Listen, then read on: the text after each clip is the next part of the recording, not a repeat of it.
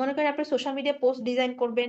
কি করবেন? প্রথমে একটা ব্যাকগ্রাউন্ড আচ্ছা, এটা থেকে অ্যাক্সেস দেওয়া লাগবে না। অ্যাক্সেস আপনি অন্যভাবে শিখাবো না। ডিউরেশন, এই টাইমলাইন ডিউরেশনটা দরকার হয় ভিডিওর ক্ষেত্রে। এই ছিল আজকে আমাদের ক্লাস। ডিজাইন আসলে অত করে করে দেখানো, গ্রাফিক আসে, ফটোস আসে। আপনি যা খুশি বাড়ি গিয়ে একটা লিখবেন ব্যাকগ্রাউন্ড দিলাম। মনে করেন আপনি সোশ্যাল মিডিয়া পোস্ট ডিজাইন করবেন। কি করবেন? প্রথমে একটা ব্যাকগ্রাউন্ড নিবেন, এলিমেন্ট অপশনে যাবেন, গিয়ে এখানে সার্চ বারে গিয়ে একটা লিখবেন ব্যাকগ্রাউন্ড। লিখবেন ব্যাকগ্রাউন্ড। ব্যাকগ্রাউন্ড হিসেবে দেখেন অনেক ছবি এখানে আসবে, গ্রাফিক আসে, ফটোস আসে। আপনি যা খুশি তাই দিয়ে আপনি একটা ব্যাকগ্রাউন্ডের ভিতরে নিতে পারেন যে কোনো কিছু। ধরেন র্যান্ডম একটা পোস্ট আমি ডিজাইন করব। এই যে একটা ছবি আমি সিলেক্ট করলাম, এটাকে আমি এই যে এখন আমি এই ছবিটার এই যে উপরে দেখেন কয়গুলো অপশন আছে। একটা আছে ডিলিট অপশন, ডিলিটের যে বিনটা থাকে, ডিলিটের বিন। একটা আছে প্লাস চিহ্ন, প্লাস চিহ্ন মানে ডুপ্লিকেট চিহ্ন। ডুপ্লিকেট হয় যে কোনো ডিজাইন, যে কোনো কিছু ডুপ্লিকেট করে ফেলা যায়, বা ডিলিট বাটনে দিলে ডিলিট হয়ে গেল। তো আরেকটা আছে যে এই যে বক্সের মতো কোটেশন বক্স, এটার কোনো কাজ দরকার পড়বে না আপনার, এটা হচ্ছে অন্য জায়গায় লাগে, এটা আপনাদের দরকার পড়বে না। আচ্ছা, এই থ্রি ডটে গেলাম। এখন আমি থ্রি ডটে যাওয়ার পরে এখানে দেখেন একটা অপশন আছে, এখানে একদম নিচের দিকে যাচ্ছি। এখানে যে সেট ইমেজ অ্যাজ ব্যাকগ্রাউন্ড, এই সেট ইমেজ অ্যাজ ব্যাকগ্রাউন্ডে ক্লিক করলাম, পুরোটা ব্যাকগ্রাউন্ড হয়ে গেল। এখন ধরেন এই ব্যাকগ্রাউন্ডের মধ্যে আপনি একটা ডিজাইন করতে চাচ্ছেন, একটা কিছু দিবেন, আপনি একটা টেক্সট অ্যাড করলেন, একটা হেডিং টেক্সট আমি দিলাম, বা আপনি এত সময় নেই আপনার, আপনি চটপট করবেন, টেমপ্লেট টেক্সটও নিতে পারেন। টেক্সট অপশনে দেখেন নিচে অনেক রকমের ইফেক্ট মারা টেমপ্লেট টেক্সট আছে, ঠিক আছে? এগুলো আপনি চট করে একটা ব্যবহার করতে পারেন। ধরেন যে আমি এটা নিলাম। আচ্ছা, এটা নিলে আবার এটার কালারের সাথে যাচ্ছে না, কালারের আবার সমস্যা হয়ে গেল। তাহলে কালারটা আমি বদল করে দিই।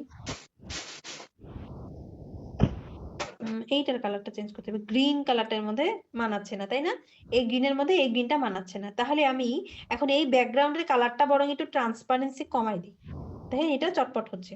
ব্যাকগ্রাউন্ডের কালারটা ট্রান্সপারেন্সি একটু কমাই দিলাম। না, ভালো দেখাচ্ছে না।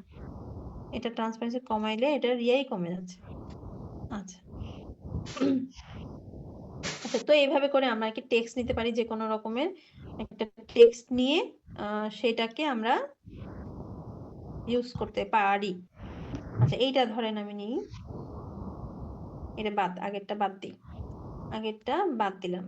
এটা আমি ধরেন নিলাম, আমি চাচ্ছি যে আমার পেজটা আপনি লাইক করেন, ধরেন কে স্টাইল পেজে লাইক ফলো করো, এরকম একটা আমি ইমেজ বানাচ্ছি। এখানে একটা লোগো বসাবো, এখানে আপনি একটা ব্যাকগ্রাউন্ড নিছি, একটা টেক্সট নিছি, কিছু শেপ নিতে পারেন আপনি এখান থেকে। এইভাবে আগে সোশ্যাল মিডিয়া পোস্ট ডিজাইন করতে হয়। এটা আপনার সময়, আপনার রুচি, আপনার কালারের জ্ঞান, তারপরে সবকিছুর ব্লেন্ড যখন আপনি করতে পারবেন, তখন আসলে আপনার ডিজাইনটা সুন্দর হবে। ঠিক আছে?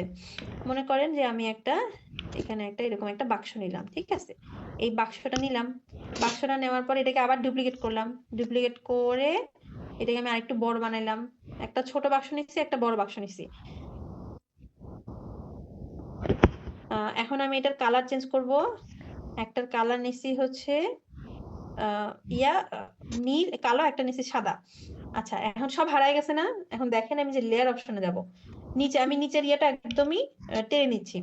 একটা সিলেক্ট করলাম, এখন আমি নিচেরটা টানতেছি। নিচেটা কি কি অপশন আছে? লেয়ার্স অপশন আছে। এই লেয়ার্স অপশন থেকে আমি চাচ্ছি যে আমার এই লেখাটা থাকুক একদম ওপরে, এবং তারপরে থাকুক এই ছোট বাক্সটা, তারপরে থাকুক এই বড় বাক্সটা। দেখেন, এখন দেখেন ডিজাইনটা কেমন হলো। তো এইভাবে করে, এটা জাস্ট ইনস্ট্যান্ট আমার এখনই যা মনে হলো আমি চট করে একটা করলাম। এই